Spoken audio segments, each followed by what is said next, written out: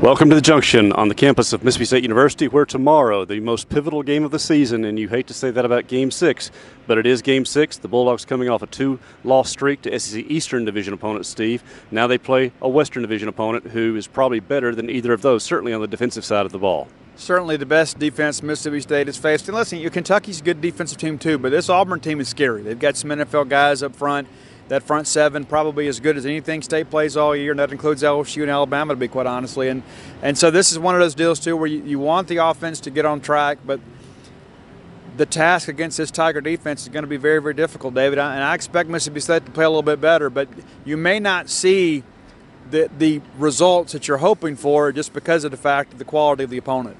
But I think what fans want to see is an idea of better execution, a little maybe different approach to the play calling, or certainly maybe not the plays called, but how the plays are run, because in the RPO system, what you call doesn't necessarily reflect what happens on the field. By the same token, they want to see, yes, they want to see statistics. They want to see points. We want to see points, but they want to see an offense that's getting its feet back under it. And against this defense, if you achieve anything close to 300 or plus yards, that's probably a pretty good start.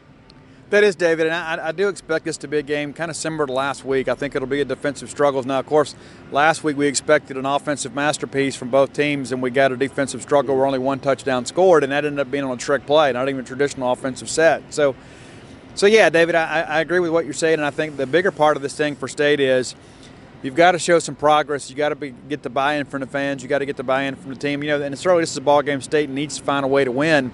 And there are a lot of people that feel like the season is really on the brink. I mean, if you lose this one, you're 6-6 at the halfway spot, and then you've got a bye week to kind of regroup. But it really doesn't get any easier from here. I mean, at that point, you're already counting games, and I think that's why there's a bit of a desperation among the Mississippi State fans today. Well, particularly the fact that Auburn's had their own struggles on the offensive side of the ball as well. Now, they've won games, but they haven't done it by really just pounding out points of their own. They're very explosive in some certain aspects, but mostly they make their points by field position, by the defense giving the ball back on turnovers, something State's really struggling to do, and getting those short field, those easy points, and making the other team try to play against the strengths of their defense. It is entirely possible, though, a team that takes that approach can easily have it turned on them if the Bulldog defense can do the same. And the big talk this week has been creating turnovers and even in some cases creating points by the defensive team. That's true, and Bob Shoup I thought was great as he always is, David, but he said we got to get more 3-and-outs, and that's really been one of the struggles with the field position battle is that, even though State hadn't given up a lot of points, State actually 8th in the country in scoring defense, just over 13 points a game, but there have been some drives when you need to get a ball back, and next thing you know, they're putting together a couple first downs, and even though they weren't scoring drives for the opponents, they were able to flip the field and kind of change the complexion of the ball game. That's where State's got to be a lot stingier. And we get caught up sometimes in statistics and saying, you know what, we're playing well enough to win on defense. But as Coach Shoup told us, when good is not good enough, when better is required. And so that's kind of where we are now with this Bulldog defense. And they're accepting the challenge. To a man, they want to go out there and pitch shutouts. I mean, that's what they want to do.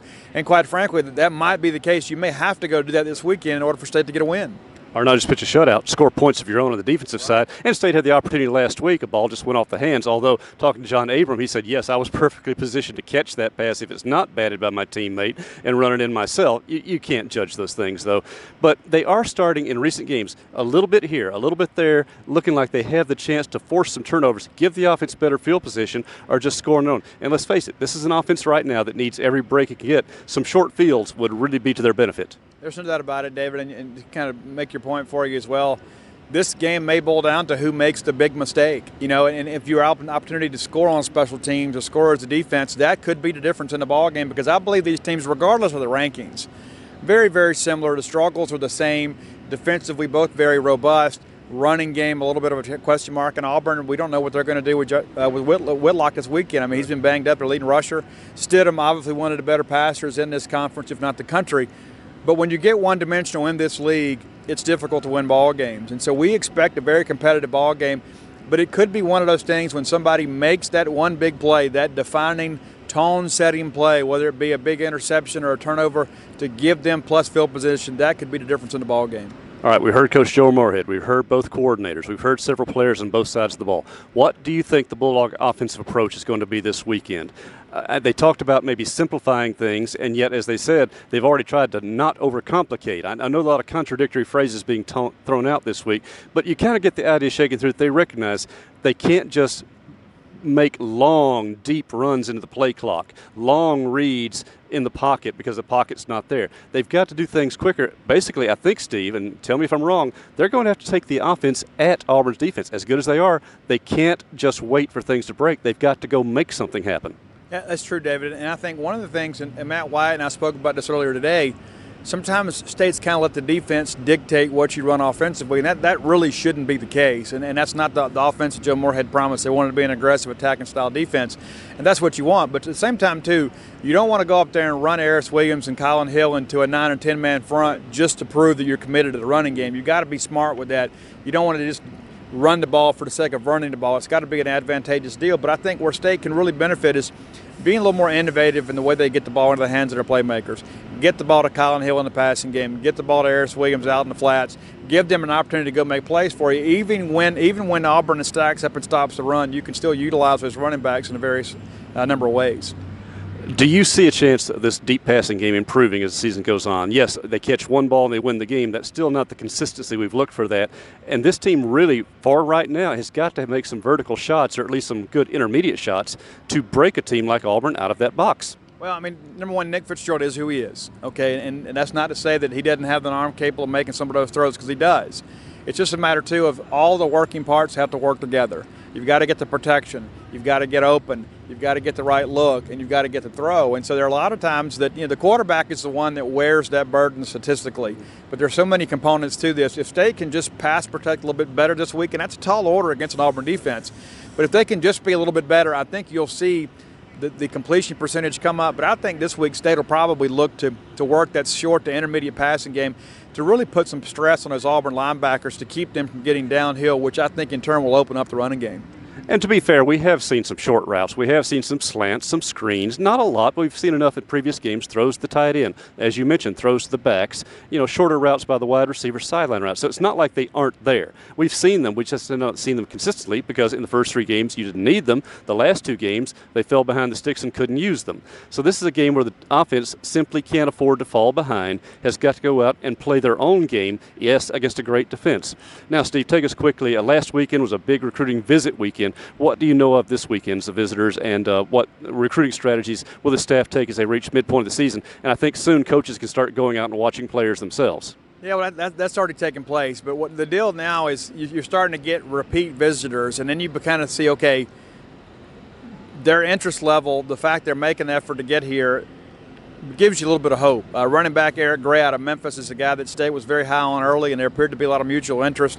He ultimately committed to Michigan, but there was even rumors then within days of his commitment that, hey, his family would like for him to stay in the South. They'll go along with the decision, but they don't want him to close out the process. He was here last weekend with his father, expected back again this week.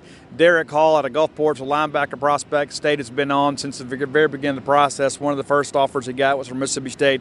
This is a kid that has his own cowbell, but State has been a finalist, but Auburn has been the leader. He was here last weekend for the ball game against Florida, back again this weekend. I'm not saying a win for State will kind of tip the scales, but you want him to have a good time and be impressed with what he sees defensively and where he can kind of fit in. That one's not over, but we're beginning to see some of that. Some of those repeat visitors come back, guys that are undeclared, and you begin to think, okay, this guy's giving us an earnest and solid look. Now it's time to present them a polished product on the field and show them that this program's moving forward. And to show them, obviously, where they fit in the future, if not certainly the way the offense and defense run this year, how things are taking shape for the future. Because, again, this staff has to think about the future as well in that regard. And quickly, Steve, remind the fans out there who haven't kept up maybe as closely as you and others have, what are the numbers right now? Basically, what can Mississippi State sign this year, assuming there's not a great deal of attrition, and how many do they have they feel pretty solidly committed out right now? Well, I mean, you could sign as many as 25. I don't think State will do that when it's all said and done. Currently ranked 19th in the country, which that's good for 9th in the SEC. And that's the neighborhood in which we live, David. I mean, you can have a great recruiting class and still not really gain ground on the leaders in this conference. But I do expect this to be a top 20 class when it's all said and done, certainly a top 25. You need to go out and secure some of these guys like a Derek Hall. And at this point, I don't know that State takes a wide receiver in addition to what they have, unless he's a junior college guy that can be a difference maker. There's been a couple names we've kind of talked about on the message boards, Paul and I both. That's one thing to consider. There's going to be at least one, possibly 2 linebackers in the class. might take another DB, but I think there's going to be some guys that are just athletic type guys like a Dylan Lawrence or a Lee Witherspoon that you take just because they're such great players, and you'll figure out position-wise once they get here. But those guys will be on campus this weekend, and we'll kind of see how things go from there. But Joe Moorhead's really first official class because they didn't really construct the last one. They held on and did a great job doing it. This will be the first one, but I don't even know if you can get a real barometer on this recruiting acumen through 1 year. Give them next year, I think you'll have a pretty good idea of how the Bulldogs are going to recruit under Joe Moorhead. Steve and I will talk more about recruiting next week. It's some input from Paul as well about how the recruiting visits went and kind of take a big picture, because with an open date, we'll talk about the state of state, sure, but we won't be able to talk to any players or coaches until Tuesday, and I believe we'll get Joe Moorhead Tuesday or Wednesday, and then they'll shut it down. So we can talk more about that, and you can go in more specifics about how the visits went, and also maybe how the numbers and some possible attrition, because 6 games in, you start getting an idea of who may be looking at finding another place to go. But we can talk about that next week. Also, quickly to touch on subjects to Bulldog basketball and Lady Bulldog basketball. Their practice began last weekend. They're underway. We saw the social media message about the potential of one Bulldog being tied into the court case ongoing, but that's all at this point. It can be in the documents and have nothing at all to do with what's actually happened or ever did happen. So we're keeping an eye on that. We have our story written, just no reason to run it just yet. And, of course, the Diamond Dogs next weekend is their World Series for Coach Chris Lamonis and squad. Gene and Mike have been keeping track of the stats, have plenty of information on the website for you to follow on that count as well. So a lot will still be happening during the open date. We'll touch on it all. But for right now, you don't want to call it do or die, but it is very, very pivotal to the rest of this season. Mississippi State's bowl situation, even bowl hopes for the Bulldogs to take care of business tomorrow, 6:30 kickoff on Scott Field. So for our staff at Gene's Page 24/7, for Steve Robertson here on the Junction on the campus of Mississippi State University, this is David Murray.